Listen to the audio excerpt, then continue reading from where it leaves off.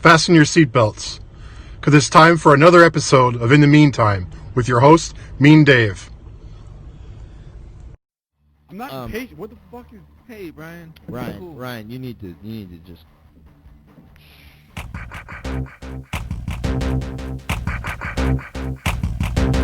This is a song you should listen to. Listen to this song. It sounds more exciting than what it is. Let's see how we can lose our next 3 listeners. Can I tell my goddamn story? Let's try to work on our people skills. Can I tell my goddamn story? Testicles, 1, 2, testicles, 1, 2. Welcome. We are in the meantime with Mean Dave once again. This week, I don't even know what number we are. We're episode like 39 or 39. We're going on 40. I mean, it's getting up there now. Could be 40 this one. I'm not exactly sure. But yeah, and I don't even know what it's just been a fucking haze. But we got a wonderful show for you this week. I invited a old friend who we've been out of touch for a number of years, but the years that we were in touch were pretty significant to me. And he's played in a band that with a friend of ours, mutual friend, who unfortunately passed away, I believe about a year or so ago. Dave, feel free to donate, do all that shit if you're watching these things and enjoy them. Also, whoever thumbs down a couple episodes ago, if you thumbs down, if you're thumbs down in any episode, just don't watch these fucking. Who the fuck's watching this shit and thumbing it down? All right, I have a dedicated, loyal fan base if they're watching at any point. And if any of them have any thumbs down feelings, they just don't watch the fucking show. You know what I mean? They don't watch it. It's not that hard. It's on YouTube. And the episode that was thumbs down was one about recovery, for fuck's sake. It was my buddy Akil sharing and pouring out his heart and soul and all that shit. So it was really unnecessary. So, but yeah, beyond that. So yeah, if your thumbs down and a show that barely gets 50 views in general, fuck you. You know what I'm saying? And your mama. I even put that in the comments of that episode. So fuck you and your mama. And here's my buddy right here. Let's see, joining us today, Alex Pollak, everybody. There he is. What's up, Alex? Are you there? Can you hear me? I can hear you. Can you hear me? Yes, I can hear you. Wonderful, man. So you're already moved in. Is this your place in Oregon? It is, yeah. Nice. Looking nice already. I'm liking the artwork in the background. It's a nice room, comfortable room. Oh yeah. I'd show you mine, but it's stark. Here, I'll show you mine, man. It doesn't. When I put the background on, like, look at that, man. It's just madness. Plus, I got this tub right here that I'm going through on my bed, because one of the things that kind of made me think. I don't know if I messaged you about it. I found an old letter, or it wasn't a letter. It was an email, which was our first exchange. Oh wow. You sent to my old email, wolfman@totaldeath.com. My old, I remember setting up that. I forgot about that email or about my email address in general. I had set up on this website that you could. It was a domain, and you could have your own email. And I'm like, well, that sounds great. I'm gonna, that's gonna last, But yeah, I had the wolfman@totaldeath email for a while, but and I was looking for, I found it like a little while ago going through some shit. And I'm like, I got to keep this and show it to Alex. I wish I took a screenshot of it or picture of it right then. Yeah. I'd have it now, but, and I'll probably find it between now and editing this. I'll show it. But and then of course I can't find it again. So now it's in the midst of all of the Woozor Funeral Shock archives of bands and all that crap. So, but I guess so. Let's kick it off. Alex, I got like a good solid 30 to 50 people that watch this shit. That's overestimating. So, but yeah, give us a biography of who you are up to this point. Up to this point. All right. So yeah, I'm somebody that came from San Jose, and known some mutual friends of ours. Kind of got reluctantly into punk rock or I don't know if reluctantly is the right word. But kind of like a series of tragic events led to a group of us, playing music or making noise, and that first incarnation was Ginch, and that was a bit of a train wreck. As most punk bands are. Yeah. That kind of like blew up eventually, and then so that would have been like early 2000s, very very locally based in San Jose. Made fun of like folks from Campbell, just all the terrible like punk tropes that you can think of, like we probably perpetrated them. Later on, I started playing in a band called Devil's Son-in-Law that was originally based out in Detroit, and the two founding members moved out here, and somebody that I like was starting to jam out with had like played with them previously, and it was just like hey, like I'm gonna bring you out to Oakland and we're gonna play with these guys again, and that ended up becoming like a really long-lasting friendship between everyone in that group. And through there, I got to get a little bit involved with like Gilman, not as in depth as a lot of the folks that are like predominantly based in the East Bay. But yeah, I mean, it was a cool experience. That would have been early 2000s to maybe about 2008 or so. And then around that time started, I was dabbling in like MMA. I mean, I was terrible at it. I just got beat up all the time. But that was kind of something that came about from some of the friendships made in Gilman, and then them putting me on to the show Knuckle Up. I think we kind of talked about that with like Eugene Robinson. Yeah. And, wow. Yeah, he was training at this gym in Milpitas that one of the fighters, Conley, had, and so I went and checked it out. I had been doing judo for a little while, and that was kind of a blast. And kind of at that time, a friend of mine from Dying in Your Beauty Sleep started playing in all these like, was playing like music with some other mutual friends, and that ended up becoming a project called Bird, which was fun. Like we got to play the UGG Speed Trials, and we did some really interesting music with that. And then after that, I dropped out of the music scene and became an accountant. I thought, because I could have sworn that somewhere in the 2000s because I think because I a lot of it's hazy. I drank and smoked a lot of weed, but because I remember Ginch was around, and then we lost touch somewhere around the end of the MySpace years. And I school then, or you became the accountant then? I was originally going to school because I started working with the county library system. The idea was to become a librarian, and through that, I just remember they said that you'd cleaned yourself up, like you wouldn't recognize that. I think that's what Robbie told me. Like if you saw Alex, you wouldn't recognize him because he, like after Ginch, I started like jamming around with like some folks in San Jose, and that was kind of the thing. Like it's just I was very, it was very predominant in like the downtown San Jose scene. And very supportive of like the East Side San Jose scene, and it's great to see like my introduction to that was like a party when I was maybe a sophomore, so like mid 90s, and it was this band like Ape Face, Breakfast of Champions, Refuge, and Kathy Ames. Kathy Ames, I remember. Yeah.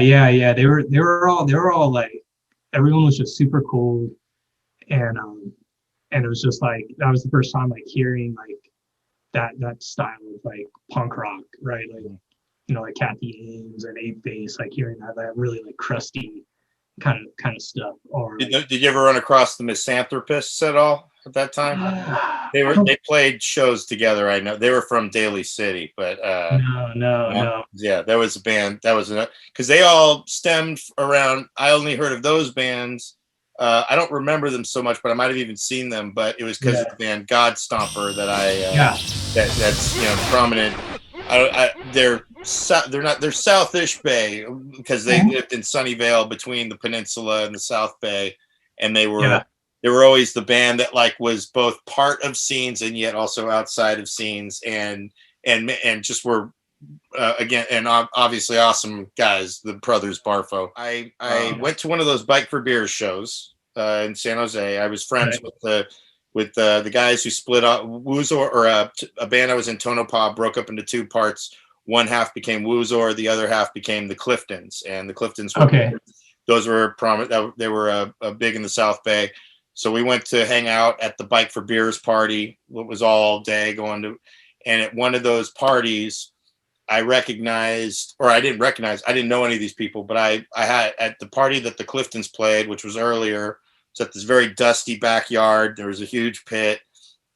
There was a guy with a mohawk who kept like having fun being in the middle of the pit, but going against the grain of the pit, like not aggressively either, just totally like he was like going backwards in the pit, back facing, going backwards. And he kept, when people would get upset, he kept going, "I love you. I love you," and then doing the cross and like blessing them and stuff. And I just thought he was hilarious. And he was rolling with another dude who was another guy with probably had a mohawk at the time, was smaller, and I just remembered them visually. I don't think I met them that day. And then I went to a Neurosis show like not long after that. It was probably like within the next year. I went to a Neurosis show at Great American Music Hall, and all my friends were trying to get tickets for it, and I already had my ticket, and I'm like, I don't think you're going to be. I think it's sold out. I remember just telling them that, like, it's probably sold out. I don't think you're going to be able to get a ticket. And they were like, well, we'll see. And they show up. Sure enough, it's sold out. I mainly remember it because Zenny Gava played, and that was the last show that they played in America with KK Null. So I was like, I'll figure out a way home. Fuck it, I'm going. And I didn't know the BART schedules or anything like that, so I just went to Great American Music Hall. Had a great time at the show, but who do I see at that show but the dude who kept doing in the pit, just doing the "I love you" and doing the "go with God" shit. And I'm like, why does that guy look familiar? He looked familiar, and then another dude looked familiar with him that I saw later outside. And I think I ran into him outside because I was smoking a bowl. They were smoking weed too, and I started talking to him, and we were bullshitting, just like we both looked familiar because I was saying, "You guys look really familiar," and they were like, "Yeah, you do too." And we didn't know from where.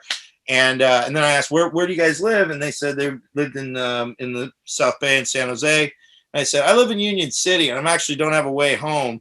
By any chance, if I hook you up with some weed or whatever, if I find a way to pay you back, could I possibly catch a ride, to Santa or to Union City on your way home?" And that's when they told me that they were in a car with no registration. That dude was driving without a license, and they were like in a car that also was like, or he may have had a license, I'm not sure. But the car was very like temperamental, like it may not even make it home, all this shit. And I was like, I don't care. I'm like, if you're willing to do it, or at least drop me off at some point that's closer to home, I'll figure it out from there. And sure enough, we didn't have maps and MapQuest and all that shit. Like we didn't realize we could just go across the Bay Bridge and go all the way through Union City. We instead went South 101, and then they were going to drop me off at like Palo Alto or something. And then they were like, fuck it, we'll just go there. And then they crossed the bridge and went to Union City, and they ended up dropping me off. And then on the way home, that's when we realized we recognized each other from Bike for Beers. And that's when I was there, and I realized I met, it was Tom Trevino, who was the I Love You guy. And his friend was Robbie Ginch. Robbie Matthews. Robbie from Ginch.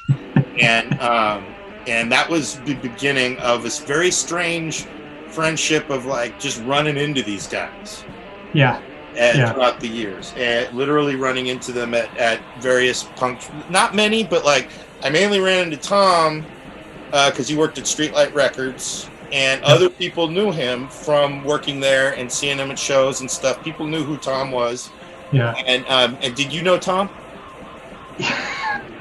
I love how you laugh. I love the laugh about it. Yeah. So I met him while I was still in high school. He actually got me a job at Streetlight. So you were working at Streetlight too. Cool. But yeah, that's actually a picture of us. That's it. There, show the picture. Bring up the picture. I want to see this.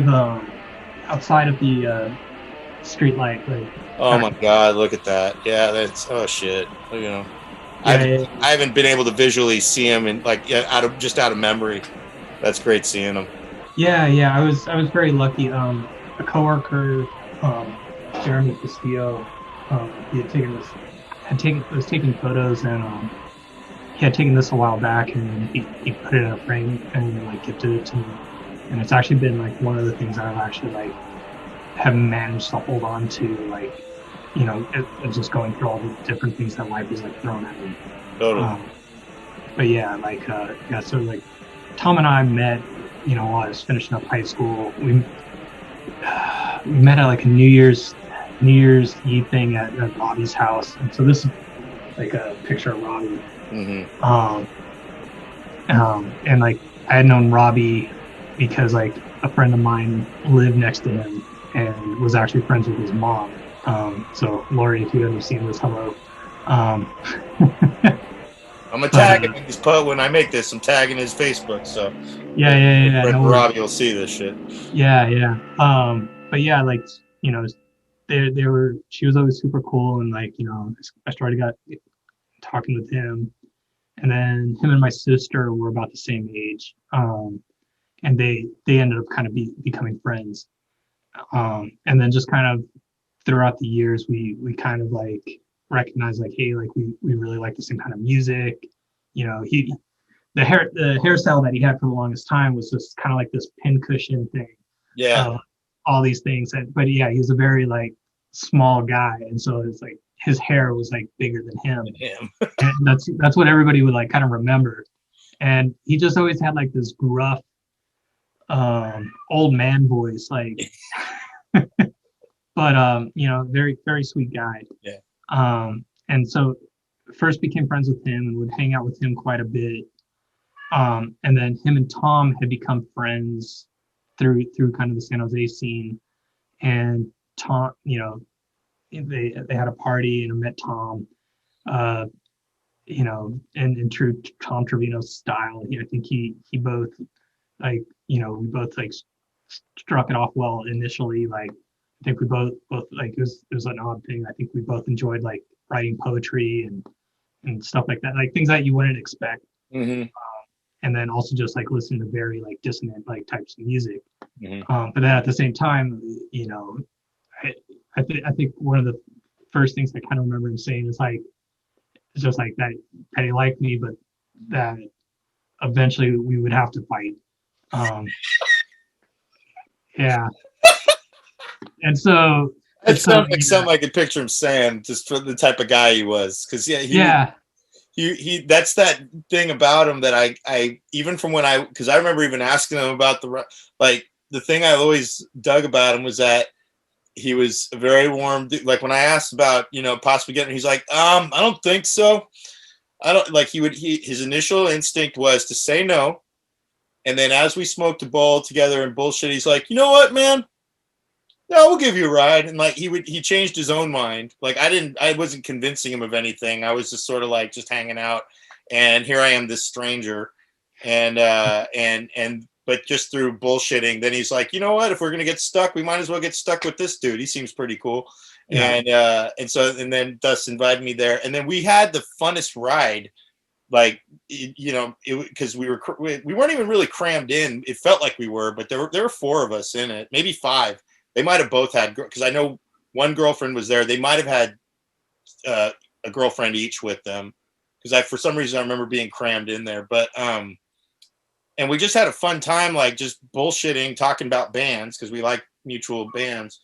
But and then figuring out it was Bike for Beers that because I because I'm like, you guys seem so fucking familiar. And then it was, plus, you got weed on the brain and whatever, but trying to figure out. And it was because Tom clearly, he did this at the Neurosis show too, where his vibe was clearly to antagonize with love.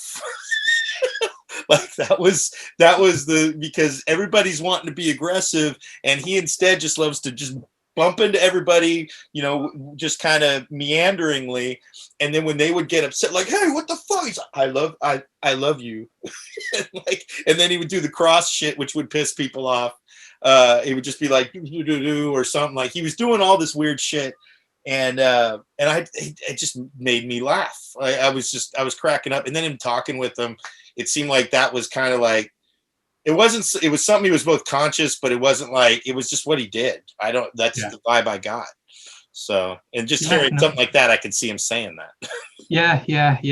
That was him. To kind of put it in a little bit more context, like, like in that picture, like he's wearing the Deicide shirt, like he was always, trying to wear like the most like profane, or I guess maybe not profane, but the most blasphemous like imagery that he could find. And he was just super into like all things metal, like he was just into it. And so doing the cross was just kind of like, if he was doing that, that was just him joking around. Because totally. Yeah, I got that. It was meant to piss people off. That clearly, it's like that's the last thing you would expect in a pit at a punk or a metal or a right. Yeah, and at least back then. Yeah, totally. Well, it was. I mean, even seeing it today, I can imagine. It's funny because I've never seen anybody do that since. Even being ironic and all the. That was the thing. Is I just felt like here was a guy who had clearly a sense of humor among just like very Andy Kaufman-esque, if anything. Like, it's like no one's really watching him put on this show, but if you pay, like, I noticed this guy because he's doing something completely literally against the grain, and it's hilarious. And and that's what I told him, and he was like, he goes, it's like doing that. Just I don't even remember exactly what he said, but then when I ran into him when I was working at a place in San Jose from 2000 into 2001, and I would go to Streetlight on my lunches. I could go to Streetlight over there, and that's when I ran it. And lo and behold, I'm in the aisle looking at something, and I hear Woozor, and I forgot that when they dropped me off, I gave them beers.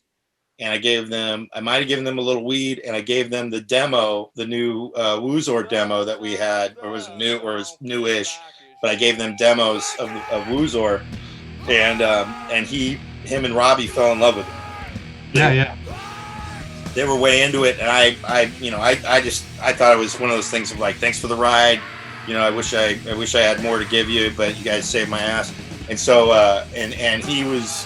So I'm like, oh shit, I remember, the ride home, fucking A, like, so we reconnected, and I was like, dude, we just made a 7-inch. I'll come by your next shift, and I'll bring some 7-inches by for you guys, and hooked them up all with the 7 inches, which sounded way better because we recorded that at Bart Thurber's, but I was like, if you like the demo, you're gonna love the 7-inch. So that was like cool it was cool just to be able to have that kind of thing at that time, because also Tom was somebody that, like, he was clearly into underground music, and yet also was unique, and so that was like kind of a target market, if you will, because you didn't really see that in in the underground scenes. Everybody's more concerned about being so generic and just kind of fitting in with what the status quo was, and we were a bunch of suburb kids that were more inspired by what Godstomper was doing locally, as far as the approach to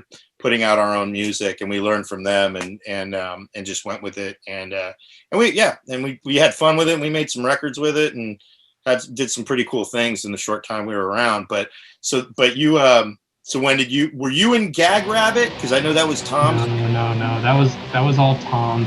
Okay. There was a group of friends of his. And like, I don't know, their singer, he was a nice guy, but it was kind of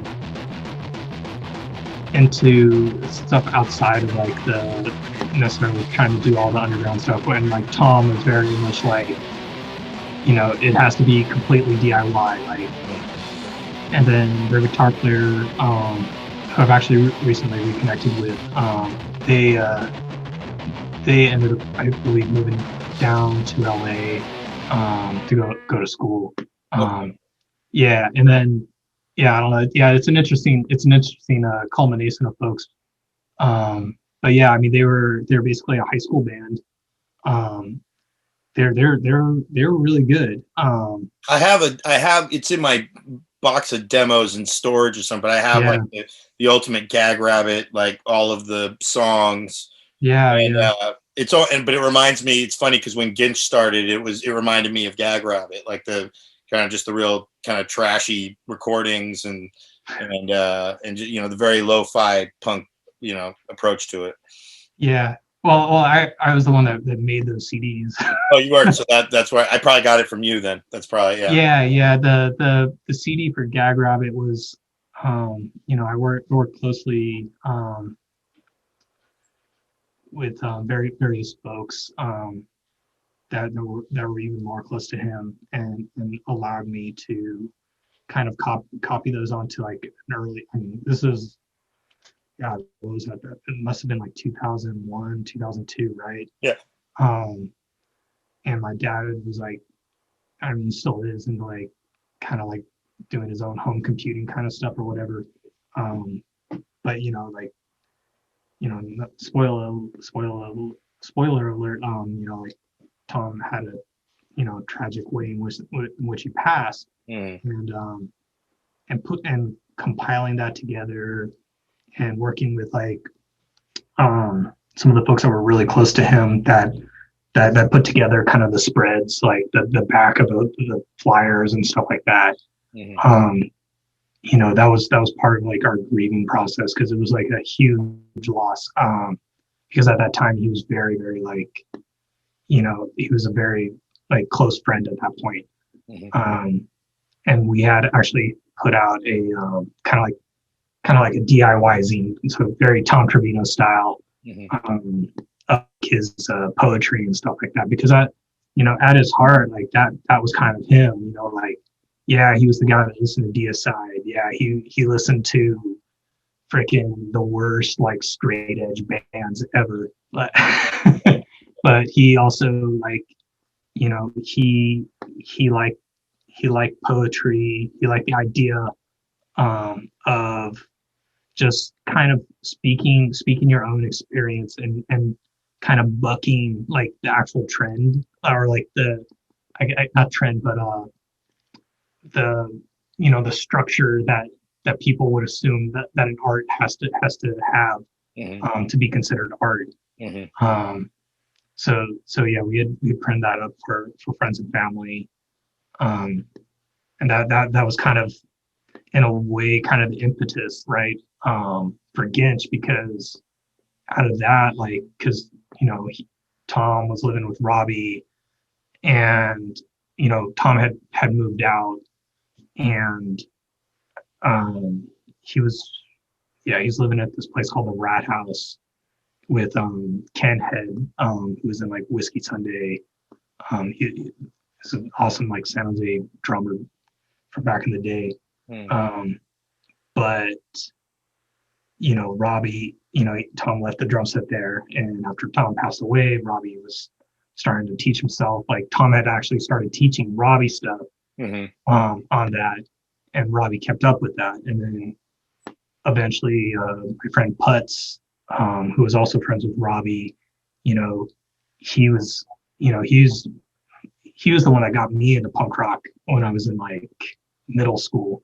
Him and Robbie started playing, and then eventually like I caught wind of this, and I kind of like forced them to let me like yell on a mic through like this, like I think it was like a pig nose like guitar amp that I just plugged like a microphone in, and it was terrible, but we just kept kind of going with it, and they tolerated me, yeah, we ended up kind of like, putting that through. And then, the stuff that I learned going through that grieving process of like putting these together, I was just like, screw it. Like, I'm gonna do this again. Like I know no one's gonna no one's gonna sponsor us. None of us have money. Like, we're all like, you know, pretty much like pretty much like homeless, or like, maybe not homeless, but houseless, like couch surfing or whatever, or like, squatting on the streets with various folks that were very close friends of ours. And that's how that kind of started. It was just noise. And, I've recently talked to Putz more lately, and kind of like in hindsight, because for a long period, and to your comment earlier in the show, like, oh yeah, like you would never recognize them. It was just like, that was not a part of my life I wanted to talk about. Yeah.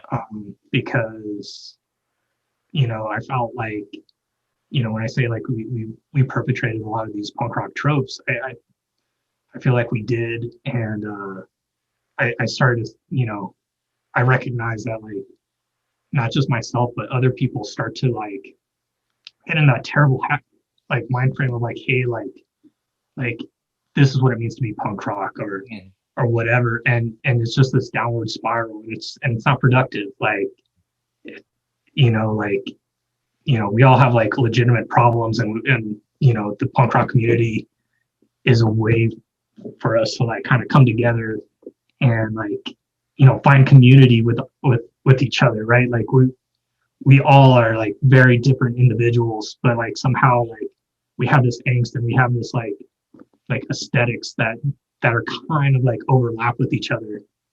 And you get all sorts of weird people like in those scenes, especially when it's like, if it's like free shows, right? Yeah. You don't know whether it's healthy or self-destructive. On sometimes what people think they have to like, if everybody's enjoying themselves, like, well, this ain't punk. People are happy and smiling. We need to wreck this up a little bit or something. I don't, Yeah. I mean, that's fine, but it was just like, we came from like, the areas that we came from, like, people were heavily involved in like gangs and stuff like that.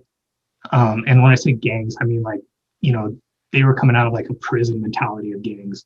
And so like, like if you look at like some of our stuff, we have like certain references to that, and it was just kind of poking fun at that. But also at the same time, like, like we had a song called like Camel Punks Go Home, which, I mean, the folks from Campbell were awesome and stuff like that, but well, they eventually do have to go home, so it's not, it's nice to have a home. Must be nice, as they like to say with the but I mean, that kind of thinking's like not really, it's not healthy. Like, it's young. It's young. It is. You're young kids. You gotta. Yeah, I've made peace with that, but the point is like, it's like, I just don't want people to glamorize like stuff like that, and I don't want like the hijinks or whatever to be taken out of context in such a way that folks are like, oh yeah, this guy, or these people were so low down, or like super this or whatever, like, you know what I mean? Like, it's like, I don't want to partake in that. Like, it's one thing to find representation in kind of like your socioeconomic class, right? Like, it's one thing to find pride in, like, having to overcome the adversity of living that lifestyle. But like, to your point, like, yeah, it's a hard balancing act of like, when does the glorification start becoming like kind of almost self-destructive, right? Like my whole identity becomes prefaced on like me being this way, and so I have to continually be this way, and there's no room for like exploration outside of that. You had a lot. It sounds like, because it's funny because I only knew Ginch through primarily you more than Robbie because you were the one that contacted me, and then I think I mean this was before even like MySpace bullshit or whatever, but we would trade stuff because I still remember a Ginch song that I like called, and I love the title. It was that's cool. I always liked the title because I loved it because it sounded so passive aggressive, which I love. Yeah, that's cool. Like and I remember you can't hear the lyrics. That the song is recorded so it might even be on the comp I never released. I'm not sure. Oh yeah, because my friend Andy from Mortville will put it on his he said he'd put it out on his online label, and it's a great comp. I still fucking love it. I just never got around to putting in money into the CDs of making it, and just at that time I grew really disillusioned. But I always remember the song "Yeah, That's Cool," and it was like there was when it got to the chorus, it sounded like it was recorded on a boombox, and I fucking loved it. And the chorus would just be like this, yeah.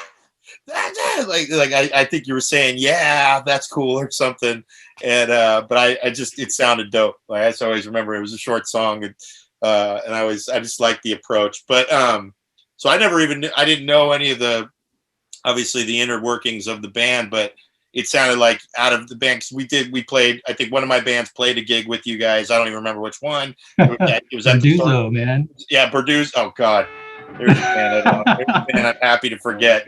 One guy has been smeared, whose reputation's been smeared throughout the very creation that he made, and another guy who basically just kind of like, I don't know what his deal was, but he just kept getting madder and madder at me throughout the years. And then after I got in recovery, never heard from him again. So, but it was funny because I remember seeing you guys play, and and you guys, I mean, I remember it was one of those things where I'm like, you guys were pulling together your friends, but it seemed like you had more of the intellectual approach to what you guys were doing. No, you didn't. You don't think so? Okay. Well, it seemed. I mean, just in hearing you talk about it, if I were to talk to Robbie, if you were still with us, God bless him. I don't know if Robbie would have had much more of like a we were doing. I don't know because I hear a very thoughtful approach from you. It's just more my opinion and perspective on it. If you talk to Putz, he definitely had.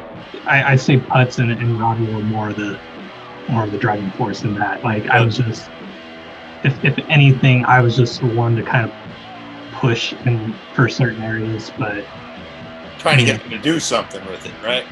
I imagine. Yeah, I mean they would have eventually done stuff too, but I think it was just, I don't know, it was just a collaboration, right? Like that's a hard thing about like doing stuff creatively. It's hard to find people in which like creative spark really like kind of like jumps and like you're building off of each other and you're all bringing something on there. Yeah. And like back then there was a lot of ego on my part, and so like I really want to like downplay anything like to that, because like if you listen to Putz, if you had gotten a chance to listen to Robbie, which I'm sure you probably did, because I feel like he never let that band go. He was kind of, I mean, he was like the spirit of what I felt it was, because you were the one that kind of vanished from my just because I didn't stay in touch with you after certain things changed, and then and just seeing, because there was a band that kind of reminded me of what Ginch kind of was like, Rotten Fucks. You probably know those guys. Yeah. Those guys, and we when I was in Funeral Shock, we played a number of shows with the Rotten Fucks, and they kind of epitomized a lot of what that scene in the South Bay was, and I just would run into Robbie at random places, the strangest of places. One show I don't even remember the show it was that we were at, but I ended up he was staying at a place in San Jose, and I didn't want to drive home after how much I drank. And so he said I could crash at his place, and I think we smoked bowls. He was with one of his girlfriends who was like one of those twins. I remember there were like these twin punk rocker girls, and he was one of them. Years later, I thought this other girl was one of those twins, and it wasn't. It was really strange how everybody looks alike. And so, but yeah, and it's funny because I forget what show it was that I ran into him at, but I remember going over to his place there. And then I also would run into him after I got into comedy. One of the times I remember I was dating a girl who lived on 7th Street, and we went to the 7-Eleven that's right there, like by the freeway, by 280. Yeah. And then I got my stuff, and then I'm coming out, and then I hear somebody yelling at me. I think either yelling at me, or I forget how I figured it out. Somebody was either yelling Dave, or I saw them. He had to have yelled at me, but I realized it's Robbie. He was living at the house that was right across the street from that 7-Eleven with like some other people, and we crossed the street. I'm like, holy shit. And then introduced Robbie to my friend Mabel, and we hung out there on the front porch for like a little while. So that was really cool. And then I would run in the only times I ran into him after that was, I ran into him at shows prior to that as well, like a couple, but I ran into him. I was walking through San Jose through the campus. He was on his bicycle, and I was like, dude, Robbie, what's up? And I could tell he was a little hammered, but it was good to see him, talk to him for a minute, and then he was on his way and I was on my way. And then the last time I remember, he was really hammered at the Caravan when we were doing the comedy open mic, and he wasn't, the comedy open mic I don't think even had started. And he was kind of so hammered I could tell he recognized me, but he wasn't like, he was in that state of just sort of like oh hey, what's up, yeah man, da, da, da, da. He was really drunk and in his own zone. Yeah. And so I just gave him a hug and whatnot, and so yeah. But before even that, one of the funniest moments I remember with him was when he was at a Warm Water Cove show. The Funeral Shock played, and he's talking to Dan Lactose from Spaz and Funeral Shock. Were you there that day? I don't know if I was at that one, or anyway, complete the story. Like, you probably remember this because this is a funny ass story. He probably told it to other people afterwards, because we're standing there bullshitting. This is like around 2000. This got to be like 2003 or 4. Around, it was before our first singer quit, because our first singer was in the band. So, and that was fall of 2004. So this is somewhere like 2003, 2004, I'm imagining. So we're playing, and we're hanging out all day, and everybody's drinking, all that shit. And he's talking to Dan, and he's like, yeah, I might have even mentioned Ginch or whatever. And he goes, yeah, have you ever, been to like, this, that, and the other? You ever heard that band Spaz? And Dan's like, yeah, I've heard of them. And I just started laughing. And of course, Robbie in classic Robbie form's like, what, did I say something funny? I'm like, he was the guitar player of Spaz. And we all had a big laugh. And Robbie's like, oh shit. Like, and that's just part of that thing with the DIY scene. It's like, you're into shit, but you won't always recognize the motherfuckers in certain bands. That's one of those things about the DIY scene. It's like you could be around the very people whose bands you like, but you wouldn't know if depending on certain, like Robbie may have never seen Spaz in person. Yeah. So, but, no, yeah, I think that was like they by the time they were done, like I think that was kind of like when we would have been starting to getting into the scene. Yeah, 2000, because their last show. I was at their. The only time I ever saw them was at their last show. So yeah, there's actually there's a subsequent story that's actually kind of funny too. So like, Robbie's for a long time was working at this vegan food place called Good Karma, which is still around in San Jose. I remember Good Karma. Yeah. Yeah, they're run by a guy named Ryan and Lars, and they're both the sweetest folks ever. If anybody is out in San Jose, check out Good Karma, check out Pizza Flora. Mm-hmm. It's just a super great place to like just chill. But anyways, Robbie was there, and like the cool thing about Good Karma when like Ryan and Lars took it over, anytime like any of the crusty kids wanted a meal but didn't really have the money to pay, they would always like be like, hey, if you can do some dishes, we'll hook it up with the food. And they always took care of like folks in the scene that way. Mm-hmm. And Robbie got a job there and like was working there, and Robbie he's one of those people that would play something like nonstop till to like, even if you loved it, like you started to hate it. And two of those bands was Charles Bronson and Sticky. And Sticky. so, oh shit, yeah. Yeah, so super big Sticky fan. Part of that was because of Tom. Tom got a hold of the CD at Streetlight, and we listened to it and we loved it. And freaking Robbie would just always fucking play that CD, and it was great. Anyways, somehow he strong-armed Lars into playing it. Lars was super into like all that stuff. I think he photographed like the scene back in the day. I might be misquoting that, but anyways, like he loves that style of music. But Robbie just plays the stuff nonstop. Anyways, he's playing it in the restaurant. This guy comes in and he's just like hey, ask him something along the lines of like, hey, what are you listening to? And Robbie very defensively is just like, Sticky, why? And he's like, well, that's my band. And he's like, and he's just like, Robbie's the same kind of thing, like, oh, what do you mean? And apparently it was Chris Dodge. No shit. Yeah. Yeah, and he was, I guess he was just so like enthralled that he was just like into it the way that he was, that he actually like went back to where he was at and brought back some old Sticky merch. Totally. I can see Chris is a great dude, very generous. Yeah. And he's just happy to get rid of shit too. That's one of the coolest things about all those guys, because like they still got. Yeah, I know the feeling now too. It's like when I've still got old records. I'm like, hey man, you want a record? Here, check it out. I think there's some damage. Here you go.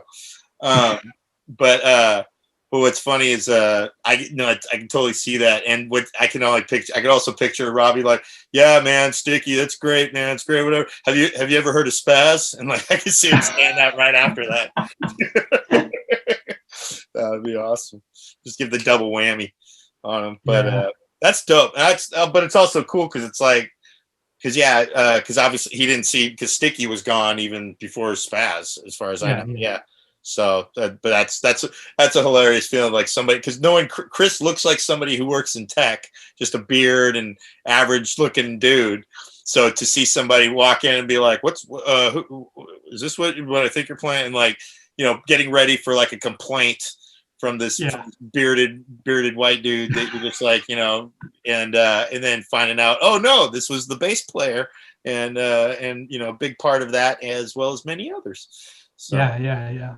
That's hilarious. I mean, that's like one of his like definite musical influences. Like, what? So you were in the band. I've heard of Devil's Son-in-Law. I can't recall a sound, but I know the name. And describe what was that experience all about?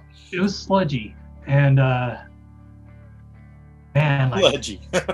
no, it was, and like I feel like,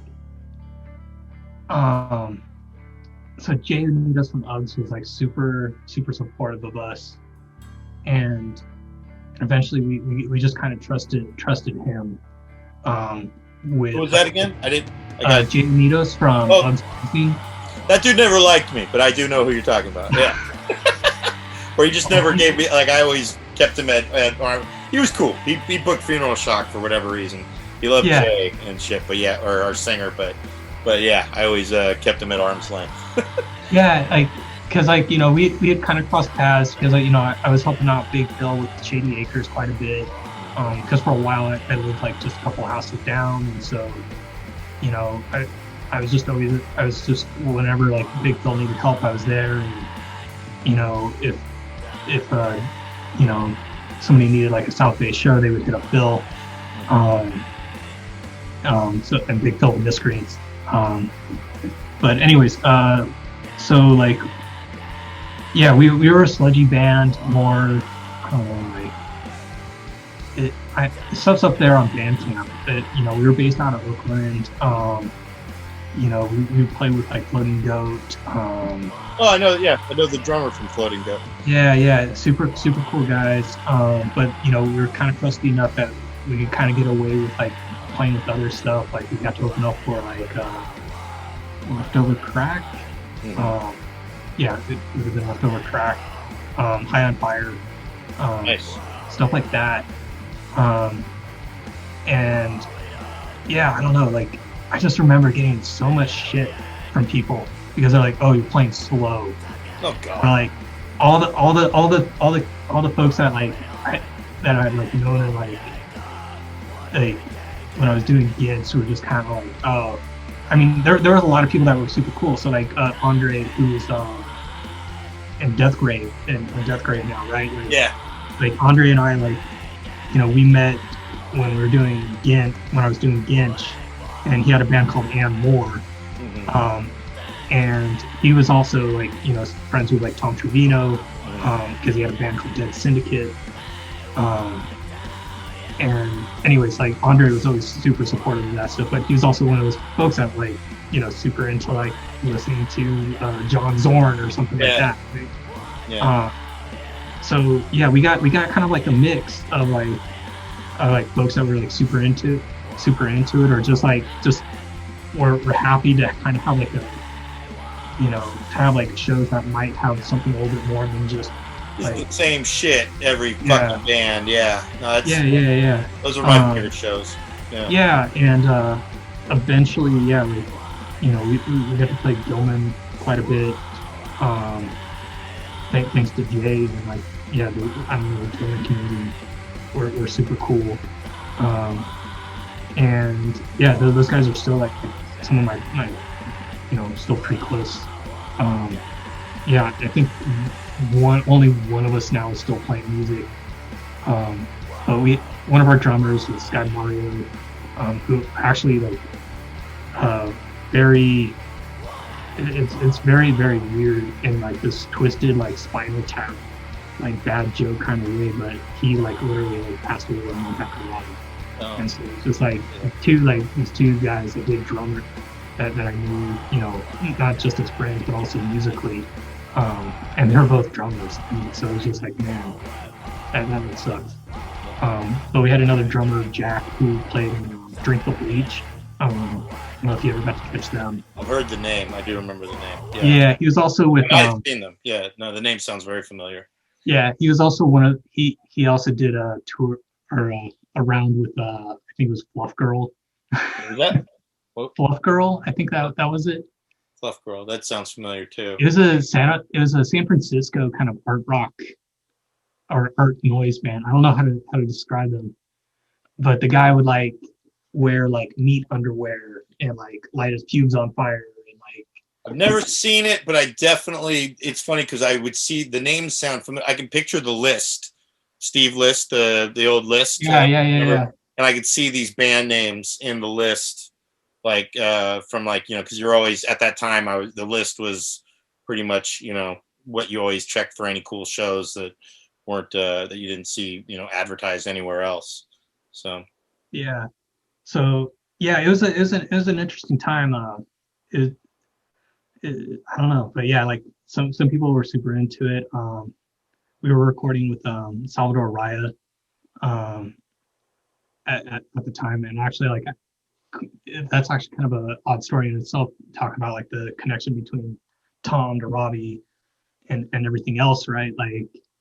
Like Sal had known Tom from Streetlight, and you know, through his passing, like we connected through a mutual friend, Phil Patrick, who put together Resident Records, who put out "Dying in Your Beauty Sleep," which was Bruce from Grody and Bud Burke, who was in Exhumed.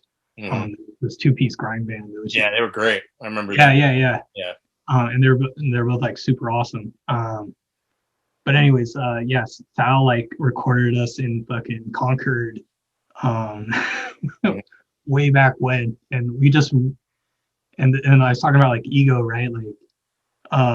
Like we like Phil you know, put it, you know, got it all together, and he's just like yeah, you know, just get out here and we'll record you guys. And so we record 2 songs.